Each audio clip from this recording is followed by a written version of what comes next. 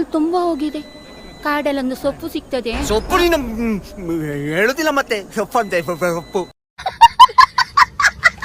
Sir ಯಾವ ತರ cutting ಬೇಕು ಸರ್? ಸರ್ ಈ ಕೂದಲು ಬರಂಗೆ ಯಾವ್ದಾರ ಸೊಪ್ಪು ಗಿಪ್ಪು ಇದೆ ಹೇಳಿ, ಹಾಕೊಂಡ್ಬಿಡ್ತೀನಿ. ಸರ್ ಸೊಪ್ಪು ಗಿಪ್ಪಲ್ಲ ಏನ್ಗೆ ಸರ್, ಕೂದಲೆಲ್ಲ ತುಂಬಾ ಹೋಗ್ಬಿಟ್ಟಿದೆ, ಟ್ರಾನ್ಸ್ಪ್ಲಾಂಟ್ ಮಾಡಿಸ್ಕೊಳ್ಳಿ ಸರ್.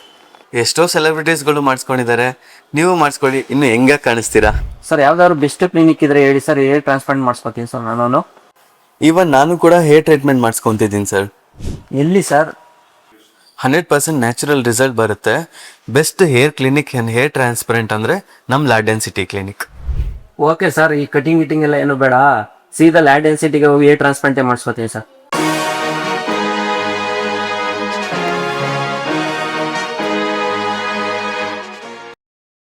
ನನ್ನ ಹೆಸರು ಧನಂಜಯ್ ಅಂತ, ಮಾಗಡಿ ಬೆಂಗಳೂರು ದಕ್ಷಿಣದಿಂದ ಬಂದಿದ್ದೀನಿ. ಕಾಲೇಜಲ್ಲಿ ಇರ್ಬೇಕಾದ್ರೆ ಹೋದ ವರ್ಷದಿಂದ ಏರ್ ಪಾಸ್ ಸ್ಟಾರ್ಟ್ ಆಗ್ತು. ನನ್ನ ಸೇಲ್ಸ್ ಫೀಲ್ಡಲ್ಲಿ ಇರೋದು, ಕಸ್ಟಮರ್ನ ಮೀಟ್ ಮಾಡಕ್ ಹೋದಾಗ ಅವ್ರು ನನ್ನ ಕೂದಲೇ ನೋಡೋರು. ಅವಾಗ ನನಗೊಂಥರ ಮುಜುಗರ ಅಥವಾ ಅವ್ನ ಕಾನ್ಫಿಡೆನ್ಸ್ ಲೆವೆಲೇ ಡೌನ್ ಆಗೋದು. ಈ ಕೂದಲು ಸಮಸ್ಯೆಗೆ ಏನಾರ ಮಾಡ್ಬೇಕಲ್ಲ ಅಂತ ಯೋಚನೆ ಮಾಡ್ತಿದ್ದೆ.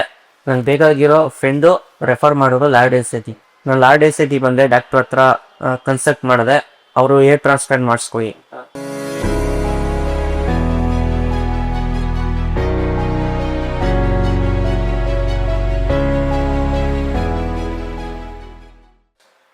ಡಾಕ್ಟ್ರು ಈಗ ಏರ್ ಲೈನ್ ಡ್ರಾ ಮಾಡಿದ್ದಾರೆ. ಈಗ ಸರ್ಜರಿ ಸ್ಟಾರ್ಟ್ ಆಗಿದೆ, ನೋಡೋಣ ಏನಾಗುತ್ತೆ.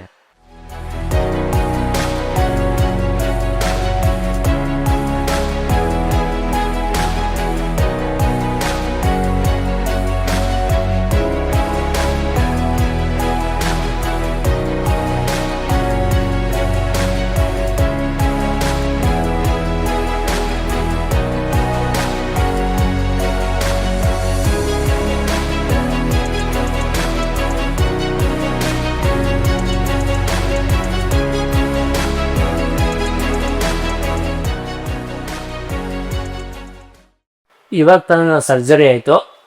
ಸರ್ಜರಿಗಿಂತ ಮುಂದೆ ನಮ್ಗೆ ತುಂಬ ಭಯ ಆಗಿತ್ತು, ಪೇಯ್ನ್ ಆಗುತ್ತೆ ಹೆಂಗೆ ಅಂತ.